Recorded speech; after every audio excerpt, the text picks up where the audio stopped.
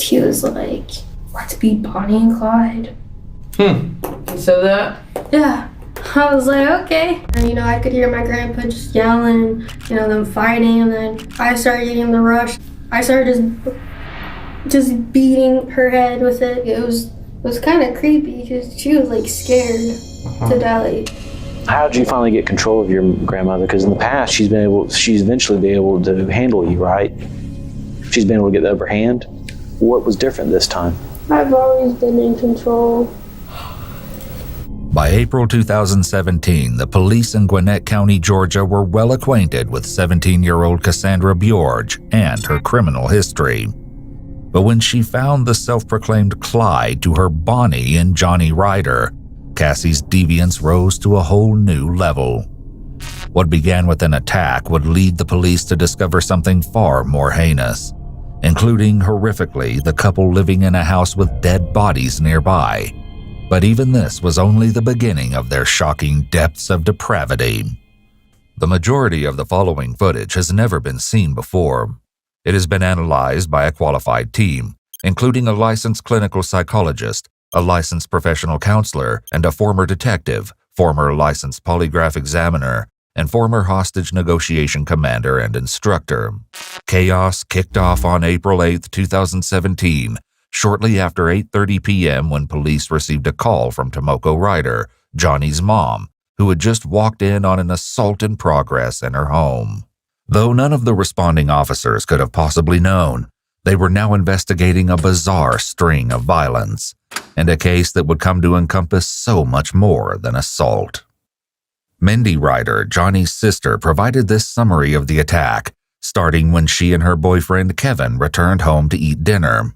I'm not sure what time it was, but we were about to eat the food we just to go, and I noticed my room is trashed, like everything's been flipped out, like all my purses went through, and I told my brother, I know you did this, you and your girlfriend are the only ones that have been home, just own up to it and tell me I won't call the cops or anything. And at the time he was on the phone with my mom, and he was like, so if I own up to it, you won't call the cops? And I said, yes. So that's when he hung up, and I hung up on the police. I already dialed 911. And then all of a sudden he goes out and comes back in and just sprays us straight in our faces and starts hitting us and tells his girlfriend to go grab the bat. 19-year-old Johnny and his girlfriend, 17-year-old Cassie Bjorge, then sprayed Mindy and Kevin in the face with bear repellent, which is stronger than typical pepper spray. The attack only escalated from there. And I see her come in with the bat, and the first thing she does is hit me across my back. And I try to grab it from her, and then she hits me on the head and kicking me in the stomach. And Kevin and Johnny are fighting in my room. So I chase her out to the living room, and I'm trying to grab the bat, and I hear Kevin begging my brother, Johnny, please don't do this. You don't have to do this. And I went in the room, and Johnny had Kevin in a chokehold, and my brother's girlfriend was in there with the bat. And so I was able to grab her by her hair and take the bat away from her. And I started hitting my brother, telling him to let go. And then I handed the bat to Kevin. And then Kevin was going to hit my brother, but my brother caught the bat. And then we all fought over the bat. And it was me and my brother on my sofa. And then Kevin grabbed a beer bottle and told Johnny to stop, to just let us go. And we won't do anything. But my brother said he will never do that. And so Kevin hit him on the top of the head with the beer bottle. And it shattered. After Johnny had a bat, we hold it, and then Johnny was like, bring a hammer! Because he couldn't take it by himself, obviously. And you got hit with the bat too? Yes, sir. But I kind of blocked it here, really. I just blocked it, so it was okay. But second time I got hit my teeth too. He kicked me in the face, so my teeth fell down. The escalation from attacking with a bat to a hammer was stopped when Johnny and Mindy's mother returned home from work. With the odds no longer in their favor, the two assailants, Johnny and Cassie, fled. However, this would eventually prove to be their downfall. In addition to his damaged tooth, Kevin had injuries to his hands, arms, and ear, not to mention the burning of the bear mace.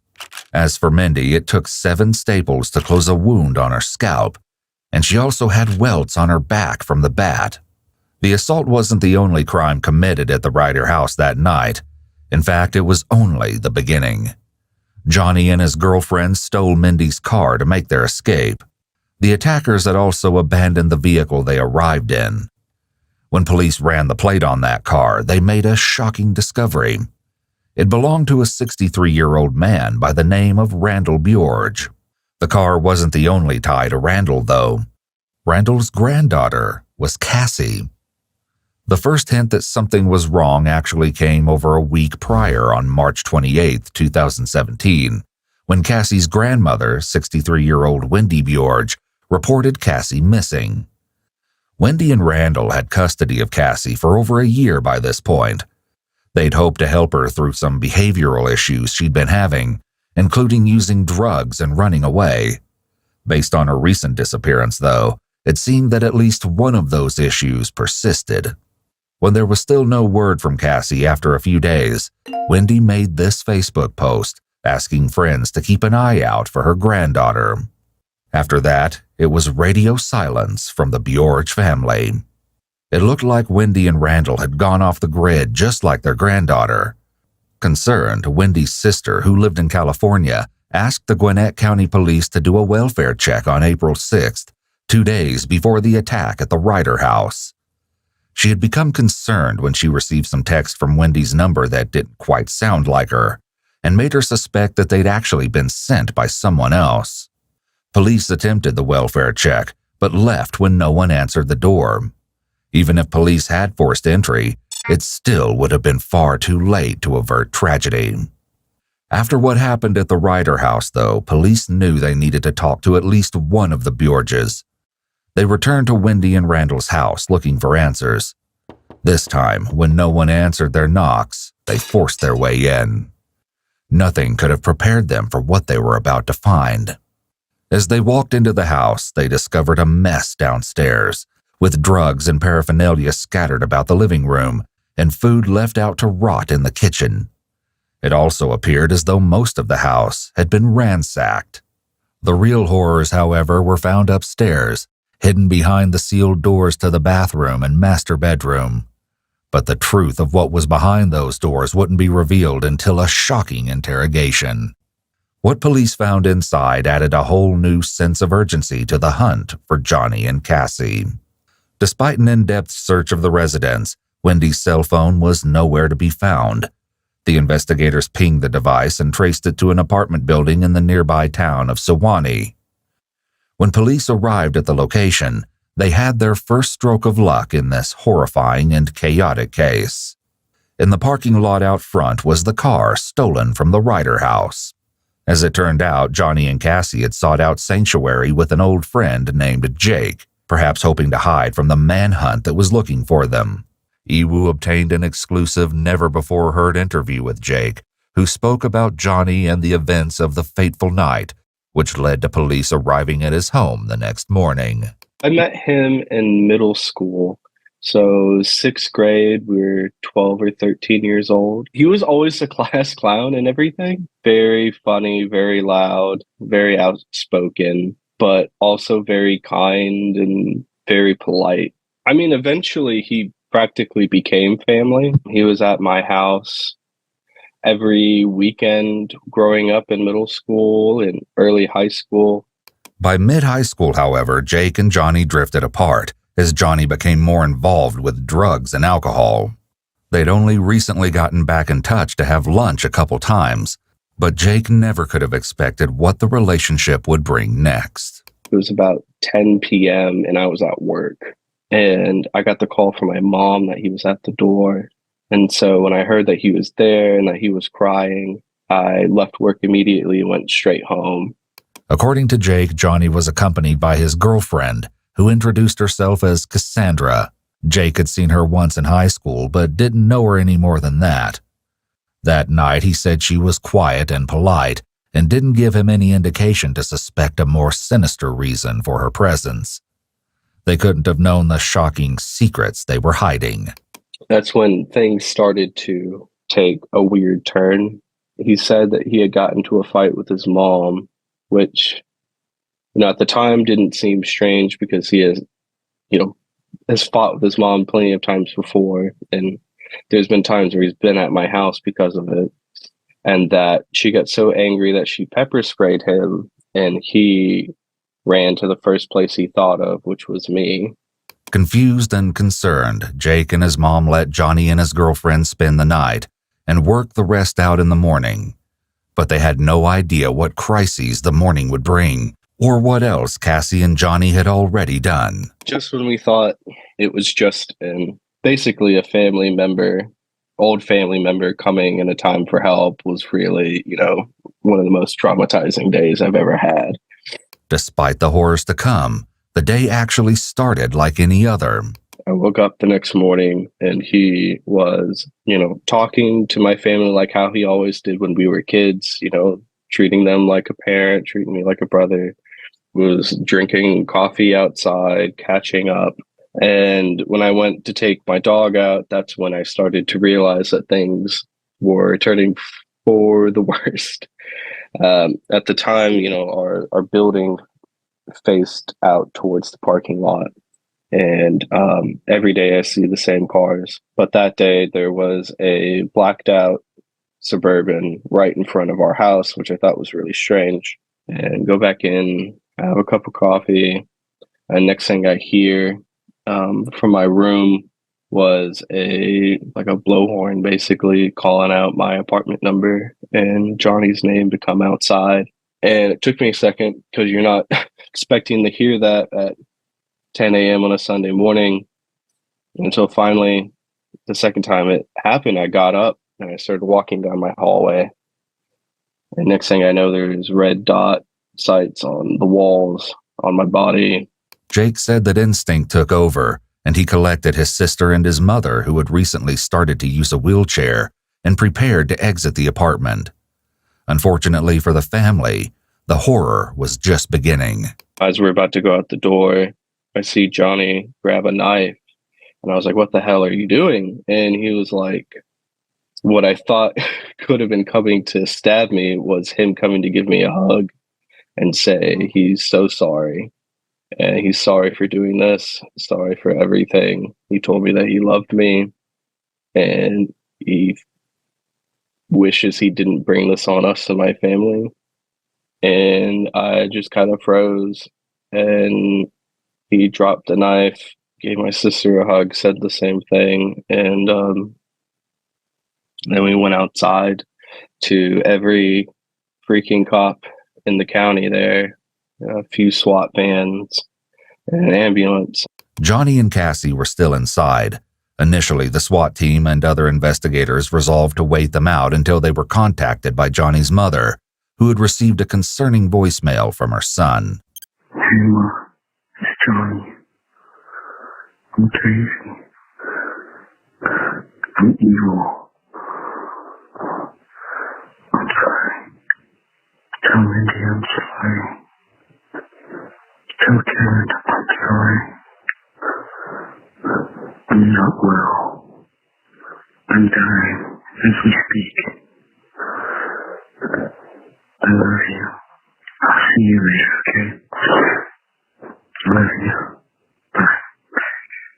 Police no longer had the luxury of time to wait Johnny and Cassie out. However, they also knew that the pair could be dangerous, which meant that rushing inside could be foolish. With this in mind, police decided to make an entry using a video and audio-equipped robot. Robots are often used in situations where officer safety is a major concern. Obviously, it's preferable to sacrifice tech instead of human life. Depending on the needs of the situation, the robot can make deliveries or even use weapons or flashbangs. It also has video capabilities that allow law enforcement to get a good look inside a hideout, all from a safe distance away. Even better, all footage and audio recorded by the robot is admissible in court. Right away, the robot revealed a concerning stain on the carpet outside the bathroom. Johnny, Cassie, say something so we can see that you're okay. Neither Johnny nor Cassie responded, and when the robot forced its way past the bathroom door, it became clear as to why.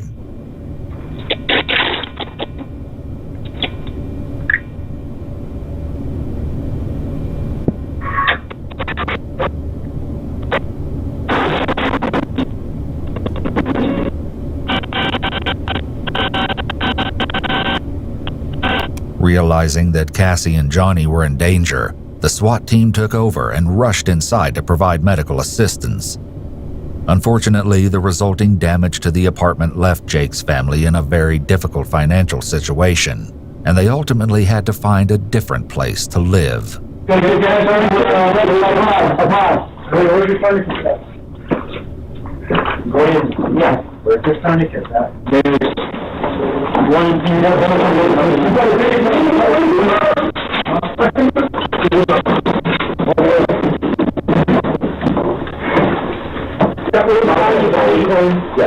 Johnny and Cassie were rushed to the hospital to receive emergency treatment. For the time being, it was unclear if these injuries were self-inflicted or if the couple had turned on each other once they realized they were caught. There would be no answers to those questions or any others if Cassie and Johnny didn't survive. Thankfully for investigators, after a few days, doctors at the hospital determined that Johnny was stable enough for an interview. So, I mean, we do like to kind of find out, what happened and kind of get your side of the story of what's been going on the past few days, and. I've just been at the hospital. Mm-hmm. Would you like to talk about is that your girlfriend, Cassie, or is it just a friend or what? Okay. Yeah, she's fine. No, she's fine. No one's told you anything, or? Yeah, she's fine. How long you guys been dating? A lifetime. It feels like. I can't live without Cassie. Like, I don't know why. I never felt like this about any other girl. This is a bold statement from 19-year-old Johnny, considering he'd previously been married and only finalized his divorce about 2 weeks prior. I heard her scream. Yeah. I think she was more upset because people were trying to help her, and from what I was told, she's a fighter and she's kind of a pistol, hard to deal with sometimes. Okay, that being said, obviously we want to talk to you about some specific stuff. You're kind of not free to go. You're here at the hospital. So Free to go? You're not free to go. You're here at the hospital. So in order for me to ask you some specific questions, I got to read your rights. Johnny had likely been through this before, as he'd just finished serving jail time for entering automobiles and obstructing an officer. Are you okay talking with us right now without an attorney? I don't really feel comfortable here. Well, I don't feel comfortable here at the hospital either, so. Yeah, I don't feel comfortable talking about it. Maybe I want to talk to a court-appointed attorney and then just talk to them. Because I don't feel right.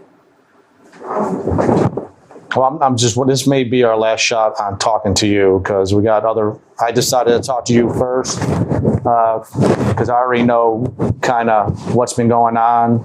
I know Cassie's background. I know things that have been said. I know what's going on with her family. I already spoke to your family. I kind of know what's going on with your family.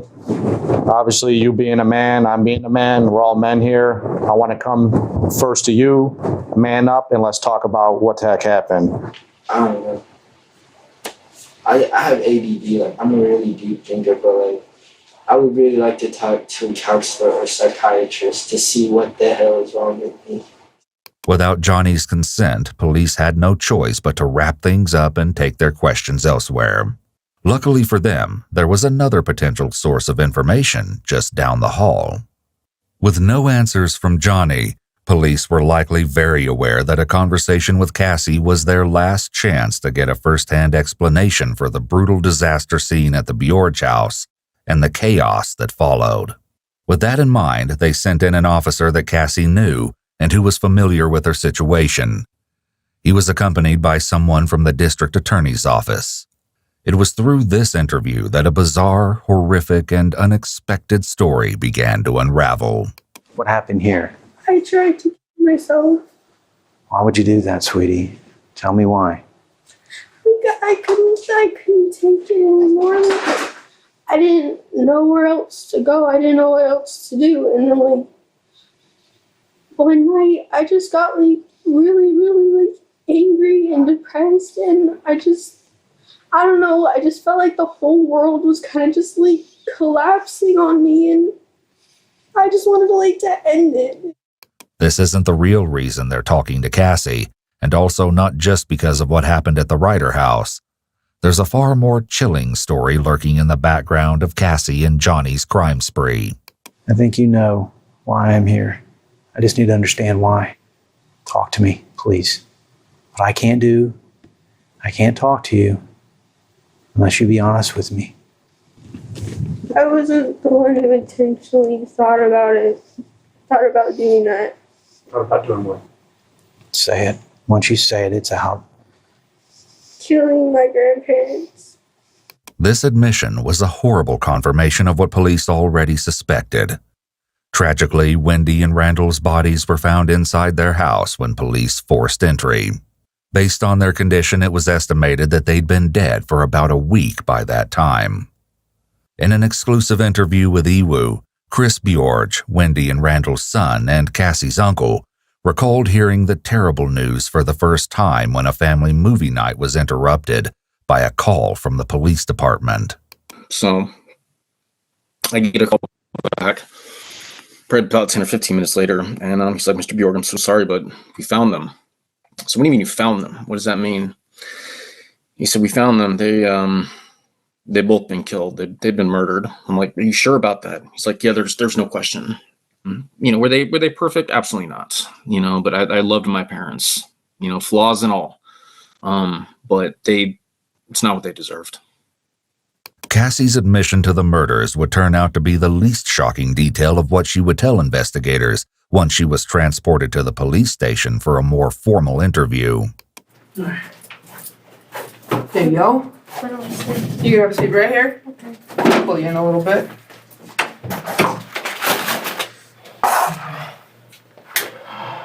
You guys the bathroom? Okay. Can you grab the cutters? Yep. Despite the seriousness of her circumstances, Cassie doesn't seem too worried while waiting for police to come back with a tool to remove the flexicuffs around her arms. Oh, let me get these things off, yeah. Okay. You are doing all right eating? I was getting there. You get them? Yeah, I mean, these things are thick. Let me do it away from you so I don't, Stab me. yeah. Well, I just did already. Okay. You feel better? Yes. Thank you. With that handled, the investigators settled down to eat with Cassie. It's unusual that everyone is eating together and an out-of-the-box approach. Though likely a non-standard, it's a very interesting tactic to establishing rapport. It plays into the natural association to relax while eating and will likely be very effective. As the group eats, the investigators set about getting to know Cassie better. You into sports? Obviously, I guess, was told the karate stuff. Kung Fu, yeah. What's up with that stuff? Is it Kung Fu? Is that what it's called? Well, I did this martial arts called Tang Sudo for 6 years, and that's South Korean. And then I grew out of that, and then I found Shaolin Gong Fu, which is basically Kung Fu, but that's what they call it in Chinese. And so I started doing that, and I've been doing that for 4 or 5 years. I actually heard you pretty good at it? Yeah, I'll go to tournaments. I was confident. Yeah, I mean, I'll go to tournaments all the time. I went to China for a month last year. Wendy and Randall made the trip to China possible for Cassie. According to friends and family, they'd hoped that this trip, along with a subsequent visit to Disney World, would help Cassie get a fresh start after moving in with them. But even this generosity wasn't enough to protect them from her wrath. Did you go, did you graduate high school or? No. Actually, you're only. Still a junior. Okay. Technically. At Duluth? No, I do online now. It's K-12 International.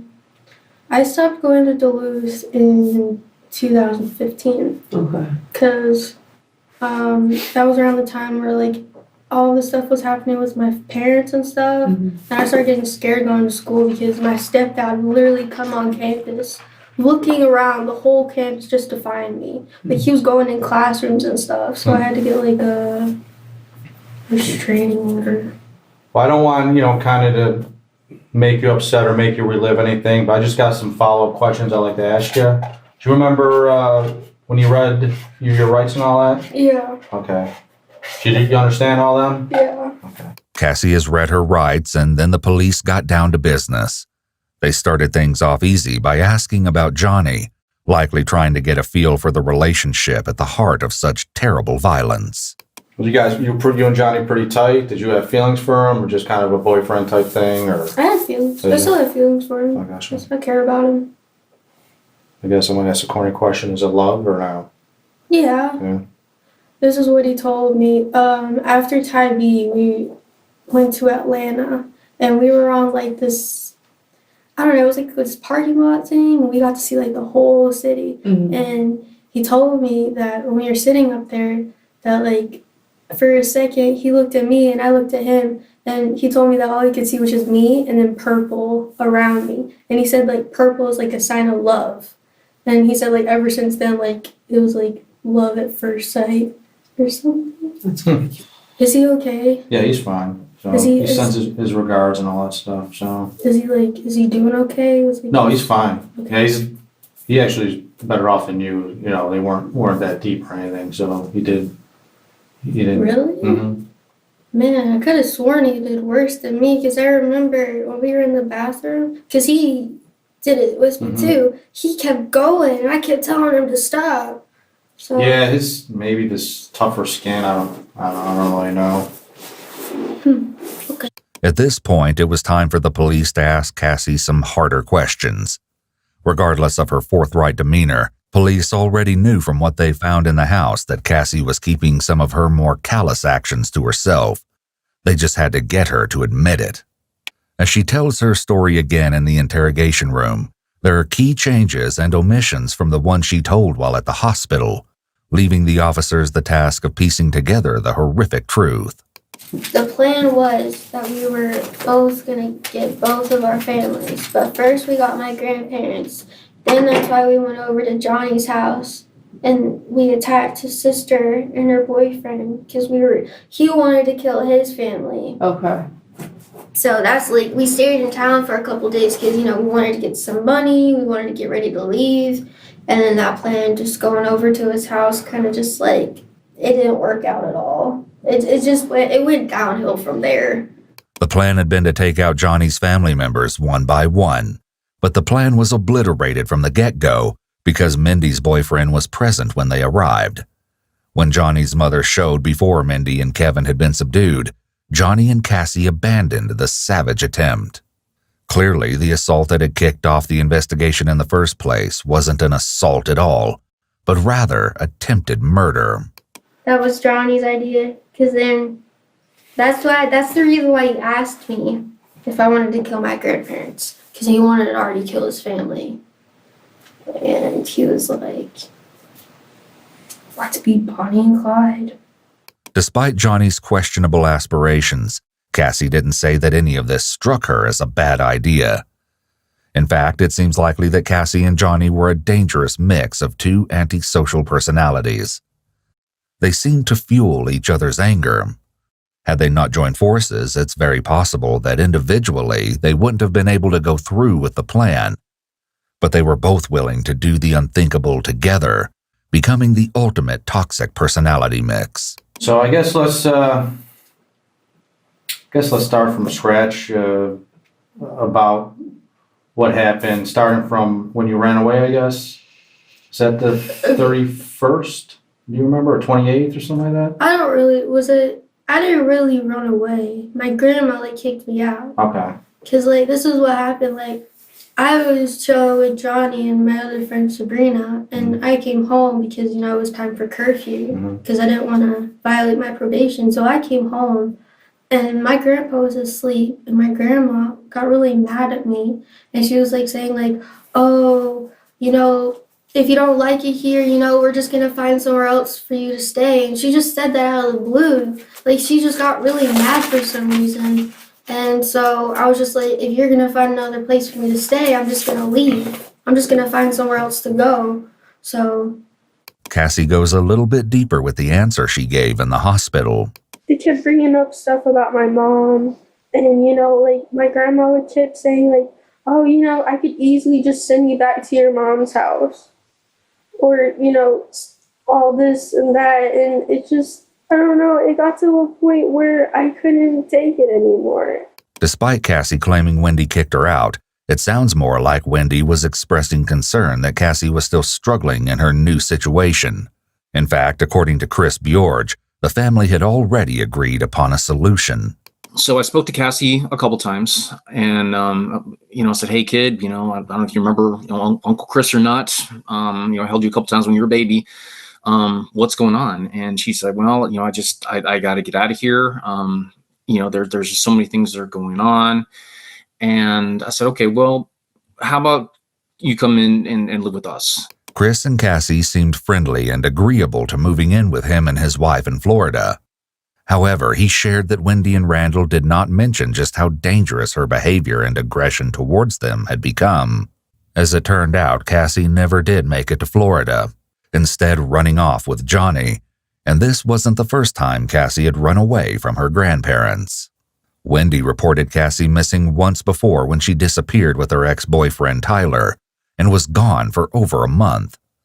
When Cassie took off again, this time with Johnny, her grandparents might have expected a similar scenario to play out, ending with Cassie's eventual return. For the next few days, it did. Cassie lived with Johnny in his car, and it wasn't until one particular conversation that the dominoes of disaster started to fall.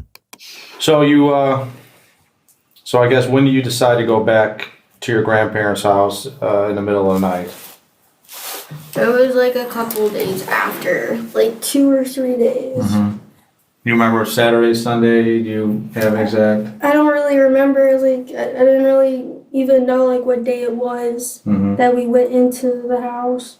And before you did that, did you and Johnny meet up somewhere at a park or something to talk about what's going on? We went to Peace Ridge Park and we talked about it. At first, it wasn't my idea at first. Mm-hmm. How did you even get, I guess, what was said? How did you even bring up? What was the context? He first asked me, are you afraid to die? Mm-hmm. And I said no. And then I asked him, are you afraid to die? And he said no. And he was just talking about how we could like run away together, that kind of like dream. And he asked me, he was like, would you kill your grandparents? And I kind of like hesitated for a minute. And I was like, why? And he was just like, I don't know. I mean, because he knows probably everything that I've been through with all of my family. And he understands that, like, all I really wanted to do was just kind of get away from everything, kind of just move on with myself. Like, I wasn't having a good relationship with my grandparents. Like, it started getting really bad, like, that I got a charge from them because, like, I fought them, I might have broken, like, my grandpa's ribs when, for that charge for simple assault and simple battery, and it just got really worse. Cassie uses the phrase a lot here, and it's a way for her to try to convince them that they should understand her actions. Was your mom ever part of the plan? Of killing them? I wanted to. Was it something you and Johnny discussed, or is it something you just thought of? Well, I mean, we did discuss it, but then Johnny was like, no, we can't waste our time on them. And I was like, okay. But I wanted to. Johnny kind of told you not to. Yeah. That it wouldn't be beneficial? Yeah, because, I don't know what's really going on with my parents. I mean, we drove over by their house the other day. They have new cars. I don't know what guns they have in their house. I don't really know what's going on inside their house. So, I mean, I don't know. You didn't know what you would be met with. Yeah, I didn't. Whereas your grandparents, you knew it was kind of a safe bet. With the victims chosen, all that remained was for Cassie and Johnny to iron out the details of their evil plan. But how we started talking about it was, like, we started out, like, with, what time should we go to the house? How are we going to do this? Like, what materials do we need to, do this? So, we started talking about that, and then, so we decided to go around, like, midnight or 1:30, because my grandma normally went to sleep around, like, 11:30, 12. So we decided, like, we would park down the road, and then the park was literally like right behind my backyard. And so I unlocked the back door. I was able to open the back door a little bit and not have the stuff in front of the door fall and make a noise. So I was able to like maneuver in, and then I moved the stuff in front of the door, and then I got Johnny in, and then we closed the door and locked it. And then would you guys kind of just hang out downstairs, or did you start moving upstairs? Or? We went upstairs. We didn't immediately go upstairs. Like, we went to the stairs, and then we were like just listening, just hearing what was going on, and we thought everything was good, and then we went upstairs and. Oh, did you guys have anything in your hands, or you just? Yeah, I had what's it called? It's one of those car tools. Is it to do a tire, or yeah, is it tire to fix iron. it? It was a tire iron. So I had one of those. Where'd you get that at? Johnny's car. Because he had one in his car. His Honda or whatever. And Johnny just used his fist. And he brought a black book bag that had duct tape in it, and it had the tire iron in it, and it had gloves in it, because we were also wearing gloves too. It seems like Cassie was taking orders from Johnny, suggesting that unlike his idol Clyde, he was the mastermind while Cassie provided the means to get in the home. Johnny likely knew how Cassie felt about her family situation and her dysfunctional home environment, so he offered her a way out, a plan that may have sounded to Cassie like a solution to her suffering. So who's first up the stairs? Is it you and he's kind of following you, or? Yeah. Okay. I go upstairs, he goes into my grandpa's room, and then I go into my grandma's room. Mm-hmm. Do you hear kind of what's going on over there, and Yeah. does that kind of cue you off to with your grandmother there? Yeah, he started going at it, and then, I could hear my grandpa just yelling, them fighting, and then I started getting the rush, and then, that's when I started hitting my grandma in the head. So you took the tire iron, is it just? I started just beating her head with it. Based on Cassie's manner of speaking, she sounds like a typical teenager, but at the same time, she's completely emotionally detached from the incident and from her horrific actions, which some may point out as being psychopathic. As for the crime scene itself, there was no denying that the attack on Wendy was brutal. Chris Bjorge once again offered some insight into what the aftermath of the attack was like. When I first went to Georgia, the first place that we stopped was the funeral home where they were. The funeral home worker said, there's no way that we're going to let you see them. It's just way, way too bad. Wendy and Randall were cremated as the state of their bodies was simply too poor for restoration. Chris went on to talk about how sad it is that his parents only ever got to meet one of his children, and that his kids were robbed of the opportunity to have their grandparents. For now, Chris still keeps Wendy and Randall's ashes, and says he may one day scatter them when he feels ready. Back with Cassie, the police continued gathering details. Was that the first hit? Yeah. The back of the head? Yeah. That's where I mainly hit her in the head. She bit me. I think I took a picture of that yesterday, right? Yeah, she bit me in my finger too, but I forgot which finger. It was on my right hand. I think it was either like my middle finger or it was that one. And when you and your grandmother used to get into it, that's kind of how did she bite you before to kind of get you off her or whatnot? Yeah, she's bitten me before. So when do you meet back up with Johnny? Do you leave your grandmother there, or kind of what happens? So I started hitting my grandma, and I already had duct tape, and then, Johnny's doing his thing. And, I stopped hearing Johnny doing whatever. So he comes in the room with me and my grandma, and, he helps me, tie up my grandma with the duct tape. How did you do that? Is it just her hands, or? I got her hands, I got her whole head, and then I got her ankles. Okay, with her hands, I guess. Just behind her back. So it's just like this? Yeah. Okay. What about anything on her head or neck, or did you? Yeah, we kind of wrapped the duct tape around her head-ish, and then that was it. What was that for? Just so then she kept it on. Oh. Okay. I just got it. And you said her ankles too? Mm-hmm. Okay. And Johnny helped you tie her up? Yeah, I mean, I mostly did it, but I needed a little bit of help because, she was moving around and stuff, and so he helped me a little bit, and then he went back into my grandpa's room. It shows a profound lack of empathy that Cassie was able to continue on with the act, despite her grandmother still being alive. At the hospital, Cassie had shared some additional disturbing details about the attack. What did Johnny do to your grandpa? Beat him. With his fists? Police found bloody handprints on the wall above the bed and footprints on the sheets, suggesting that when Johnny decided his fists weren't strong enough, he resorted to stomping on Randall. What else? He got a knife, a big kitchen knife, and stabbed him and slit his throat. Captain made him bleed out in front of my grandma because we dragged my grandma into the room because my grandma was sleeping in the other room. Well, she had duct tape behind her back. Yeah, we duct taped her too. Yeah, so Johnny started beating my grandpa and I started beating my grandma. And I could just hear like the blood, just gushing and I could just hear my grandpa in pain. And then I was fighting with my grandma. Like I wasn't saying, she didn't know it was us because we were masked up, You had masks on? Yeah, not masks technically. They were just kind of like t-shirts. They just, tied around. So, it was sort of like a mask. Your grandmother never said your name. No, she didn't know it was us. You swore that to me? She didn't know. I swear. She didn't know it was us. She had no idea.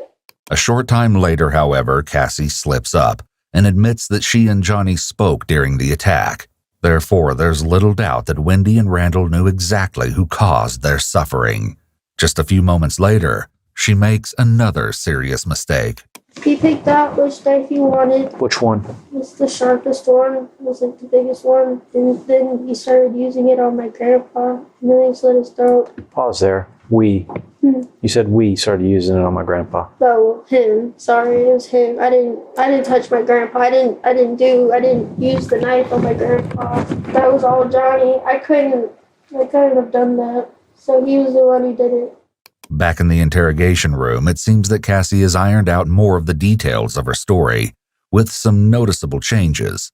She doesn't mention masks, and she doesn't mention not talking. What were you doing when you went back in your grandpa's room? I was still with my grandma, and then... In her room? Yeah, and then I dragged her into my grandpa's room, and Johnny asked me to go get some knives. So I got some knives from downstairs in the kitchen, and I got 3 big butcher knives. And then that's when he started stabbing my grandpa, because then I went back upstairs because I dragged my grandma into my grandpa's room, so they were both in there. Mm-hmm. And then I asked her for the code to her safe because I already knew that she had a safe in her closet. I just didn't know it was in the safe. Mm. So,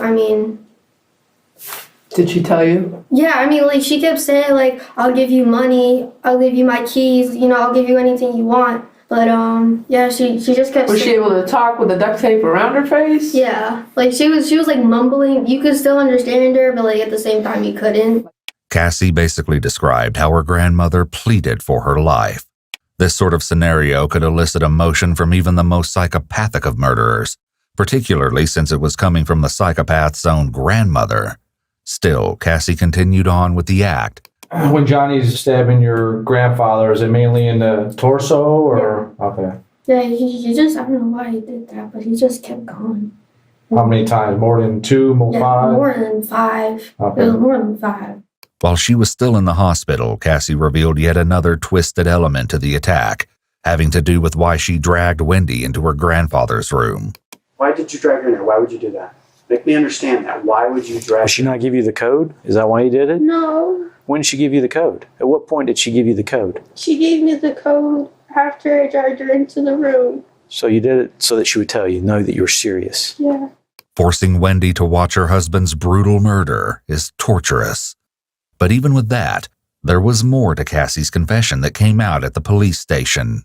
So she told us the code, and, I went in the closet because that's where they kept the safe. So, I go in there, I'm checking out all the stuff, and I grab the book bag, and I just start stuffing the book bag with everything, there was envelopes just filled with money. There was probably about, $1,000 that we found in that safe that they were just saving. And did you know about that money, or you just said no? Well, my grandma, it was kind of weird. She was kind of giving me, an idea about it before. She was saying, what if I just gave you $1,000? Would that just make the world a better place? I'm just no, I don't want $1,000, So, she kept saying that, and then, when I saw it, I was just wow, she actually had $1,000 in her safe. That's crazy.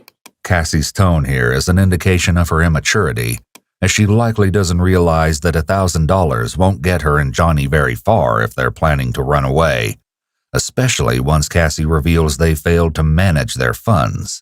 You got $1,000 in cash. Did you spend it all, or do you have it all? We spent it all. Okay. On food, money, weed. And the money you were going to potentially get from Johnny's family was going to be what you were going to start new with? Yeah. Where were you going to go afterwards? We were going to go like to Florida. Okay. Anywhere in particular? Maybe like Pensacola, Panama City, just somewhere, where we could just like escape. Pensacola was only a few hundred miles away and doesn't seem like a very far way to run after a crime so heinous. Apparently, though, the aspirational Bonnie and Clyde thought the distance would be sufficient. You may remember that Chris Bjorge, whom Cassie was supposed to go live with, also lived in Florida. Police questioned if he was next on the couple's hit list, but it didn't appear that they had any plans to target him or even visit his area. So you guys put that stuff in a bag, and then basically Johnny's in your grandpa's room with your grandpa and your grandma in the room. Do you come back in there and say, hey, I got this stuff, or what? Okay. Yeah, I go back into the room and I tell him that I got the stuff, and after that he slits my grandpa's throat, and then we drag my grandma into the bathroom. What was the reason for that? Just to bring her to the bathroom? Yeah, I don't know why we brought her back into the bathroom. I guess we didn't want to bring her into the bedroom. Okay. So we just brought her into the bathroom. And then Johnny slit her throat too.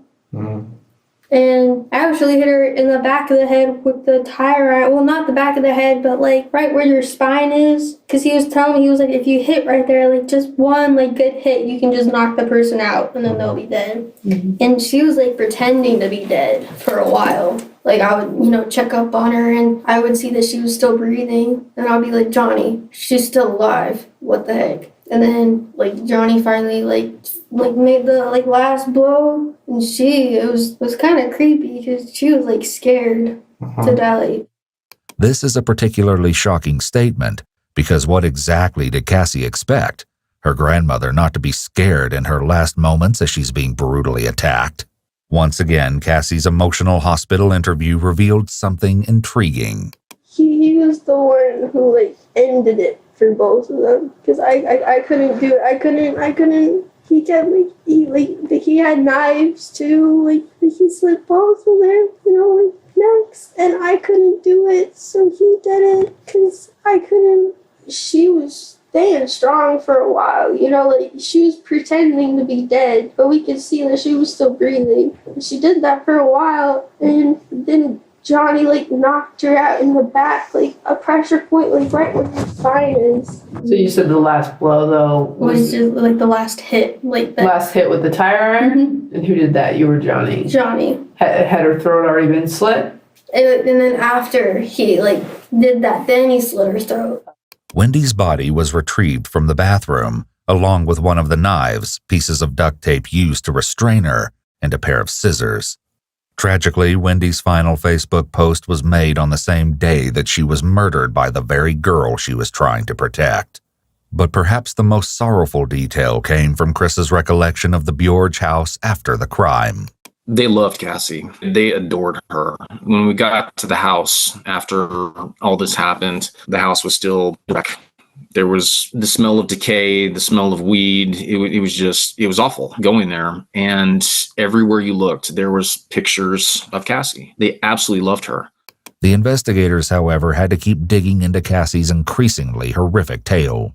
Kind of walk me through what was going on in your head. I mean, was it, like you said, the rush where it's go time, I just need to do what the fuck we came here to do? Yeah. Or was it fuck them, they gave me curfew, they deserved it, let's get this shit going? It's both. Both? Honestly. I stopped doing Kung Fu for a while just because, my mind wasn't there.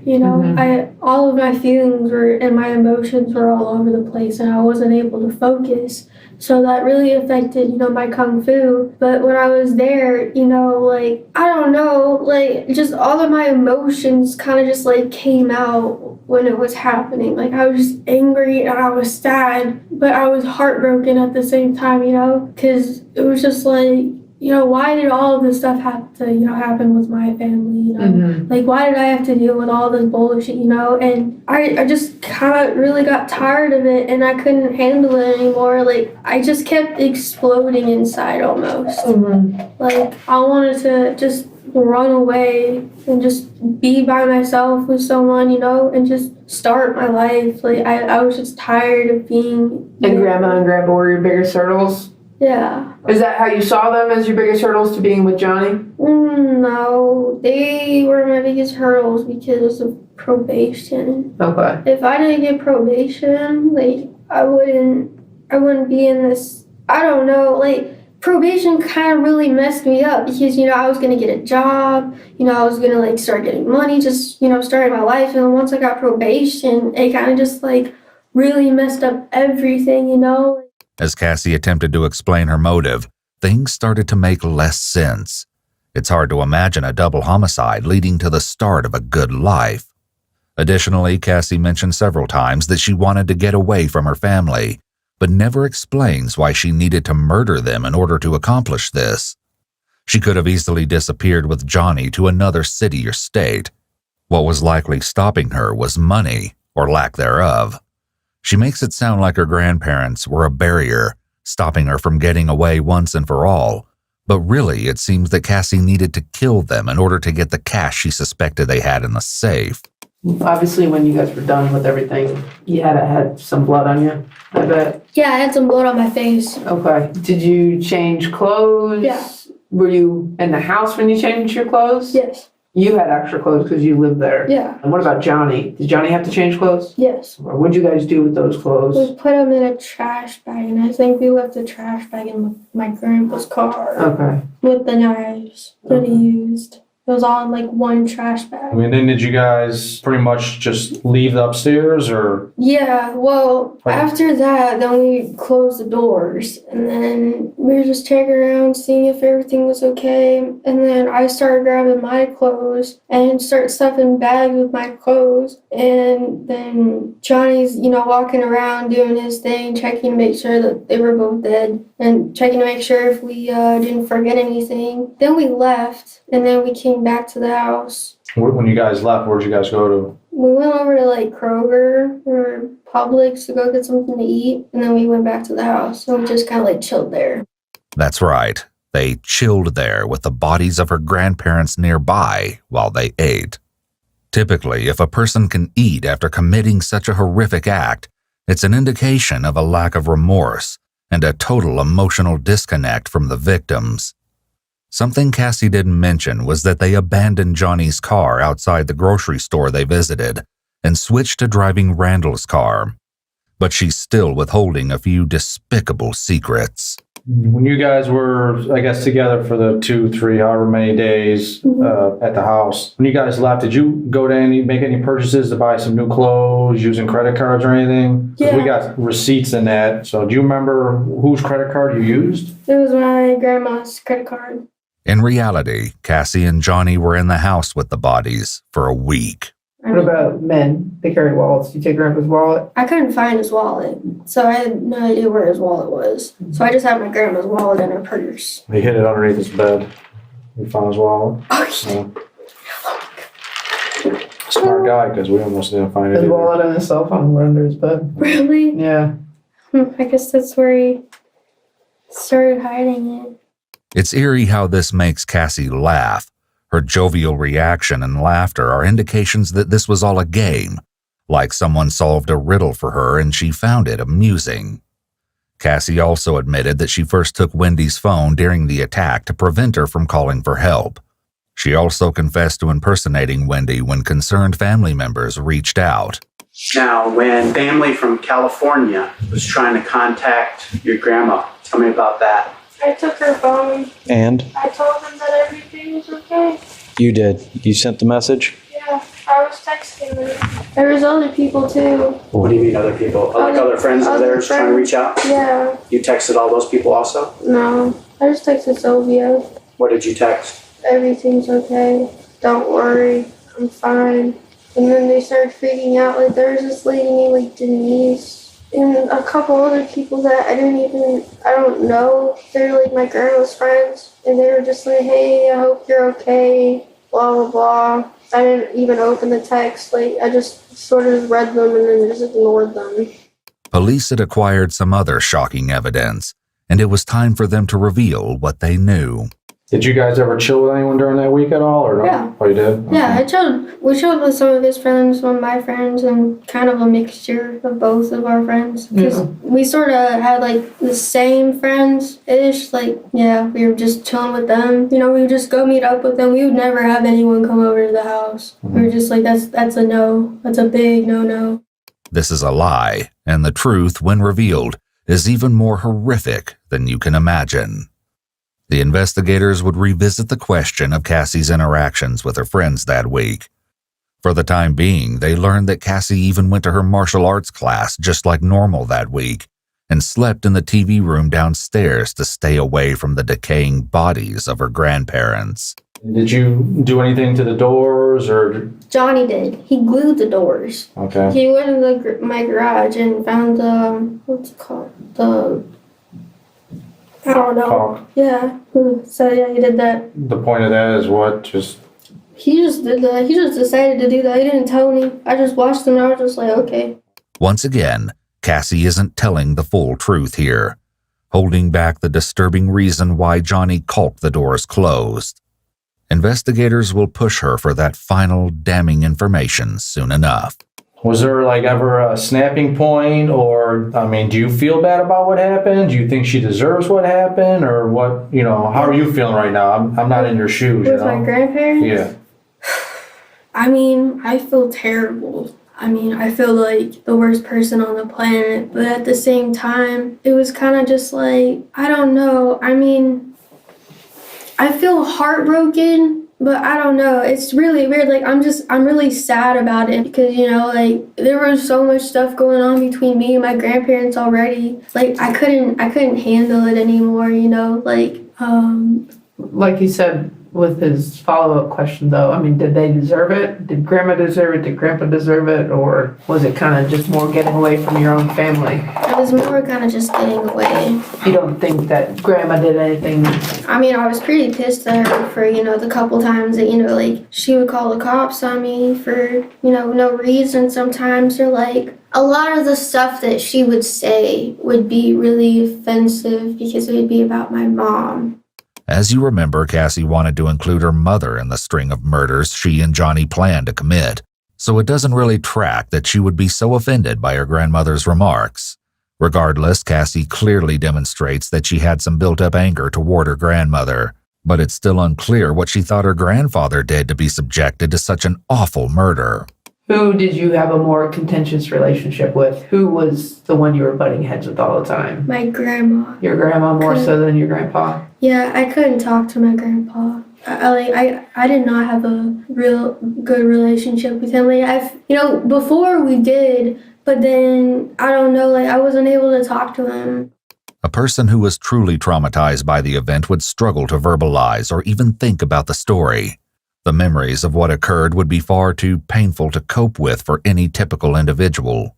Cassie speaks very matter-of-factly, as if killing her grandparents was the same as committing any other minor violation of the law. Despite recalling her horrific actions, Cassie remains unruffled while the officers take a quick break.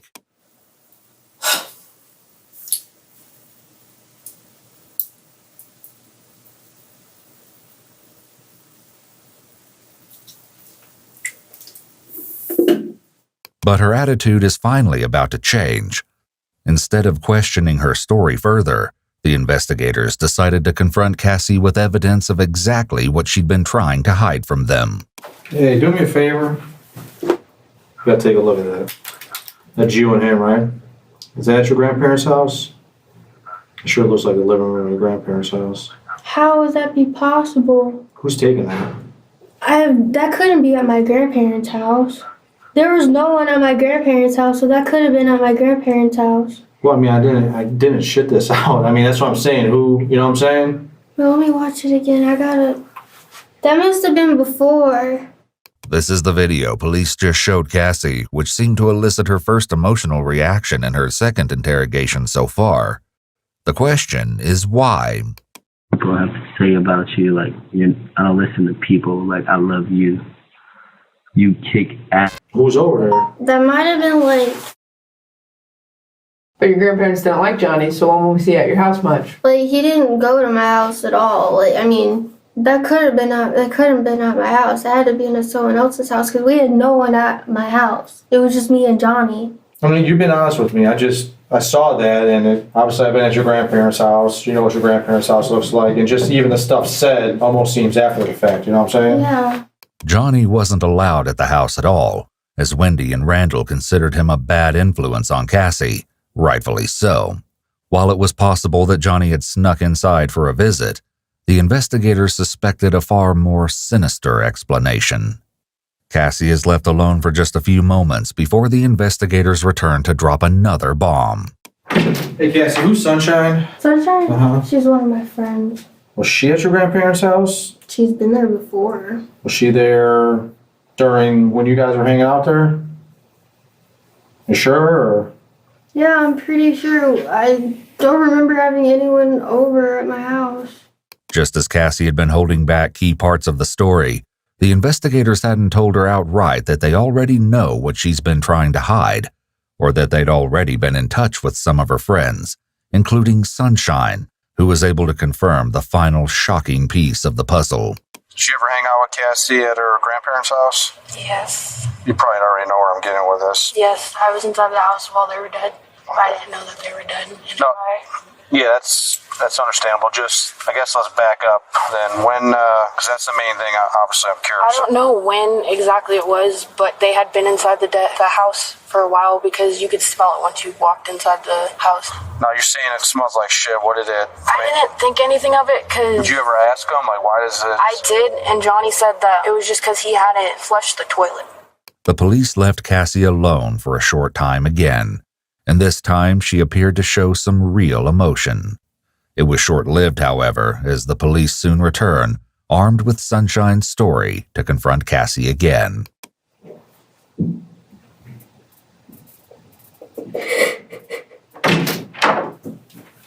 We got a problem, man. I mean, as you know, I'm a cool dude. So is she, okay? I've been doing this longer than you've been alive, okay? I'm a no bullshitter. I don't know what those DA investigators, I don't know what type of, how many times they talk to you or that. We're different in that aspect, okay? I'm cool as shit with you if you're cool as shit with me. But once lying and stuff like that starts, I have a problem. I believe that there were people at that house, okay? If it was probably only Sunshine. I mean, I just want no if or anything like that. Unfortunately, you're in this, okay? There's no saving face right now. So a lot of this was on the news, okay, as you could imagine. So he's been getting phone calls about you inviting people over to your house. So who was there? The only person who I can think of would be Sunshine and her boyfriend. While it might be true that they were the only visitors, multiple friends and acquaintances of Cassie told police that they'd received invitations to the house that week. They all turned her down for various reasons. If Cassie had it her way, there would have been far more visitors. So for all these people to be inside your house, we're going to both have to assume that it was after you guys killed your grandparents. I'll be straight up, dude. We heard about a conversation that took place inside there where someone was bitching about the smell. And Johnny's like, no, dude, it's just sewage. There's a sewage problem upstairs. Is this not? That never came up. Now, that could be rumors. You know how when kids talk, rumors. That never was a conversation that came up. The only people who came over to the house was Sunshine. So they did come over to the house after you killed your grandparents? Yeah, I mean, all of it was like one big rush. I don't remember what day they came over. But I'm not asking for a day. I'm just asking for in 7 days after you guys killed your grandparents and before you went to go attack Johnny's family. Yeah. Sunshine and Alex were at your house. Yes. Cassie's story was changing consistently. As if what Cassie had shared already isn't shocking enough, officers also found recordings of Cassie and Johnny being intimate, filmed inside the house after her grandparents were killed. Finally, the last of Cassie's cruelty was about to be revealed. Johnny, you said glues and what we know to be caulks the doors. Was that immediately after or was that before people came over? That was before people came over. Okay, so... I even poured bleach on them before he did that. You poured bleach on Grandma and Grandpa? Yeah. And you left one of the bleach bottles in the bathroom next to Grandma? Yeah. Why did you pour bleach on them? Johnny told me to. For the smell? When did you pour the bleach on him? It was like a couple days after. Like, it was like before we left the house to go chill with some friends. Like, we did it before anyone came over to the house. With that, the awful truth is at last exposed. Before taking Cassie for fingerprints and photographs, the investigators leave her with some parting thoughts. Okay, let me ask you this then. You literally have showed no emotion towards your grandparents, and I don't have a problem. Like, I don't know the life that you were having, and I guess I can kind of understand that you wanted to sever that part of your life and start over again, okay? But why are you showing emotion with when I brought up Sunshine? What the hell is this chick? You know what I'm saying? She's just a close friend. She was there most of the time when I was going through the stuff with my parents. Anything else? It only seems that you're sorry you got caught, that you had people over after. You don't seem to be sorry that you killed your grandparents. I am. I'm just letting you know. I'm just letting you know. Knock if you need anything.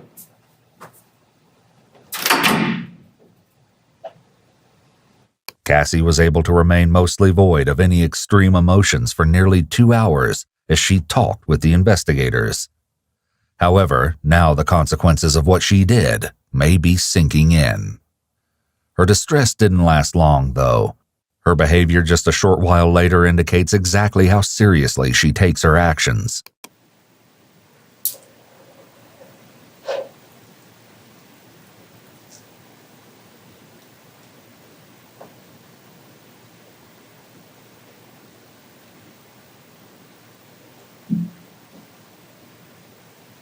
By the time the case came to court, the wannabe outlaw couple were not as close as they once were.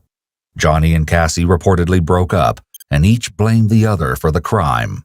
Eventually, they both pled guilty to charges of murder, aggravated assault, and theft. They were both given 2 life sentences plus 21 years, and will be eligible for parole after 60 years. Before being escorted from the courtroom, Johnny read a prepared statement apologizing for his actions. His former friend Jake speculated that if he hadn't met Cassie, he wouldn't have gone down such a dark path in life. Despite the horror of his parents' deaths, Chris chooses to live life as a survivor rather than a victim, and prefers to focus on the joy he finds in memories of his parents rather than the tragedy of their death. My mom, she was very proud of the fact that she was short and ornery, but her mouth made up for her height, you know, and that's not bad mouthing her. That's something that she said all the time. She was a wisecracker. She was fun to be around. So I try to honor them every day with what it is that we do.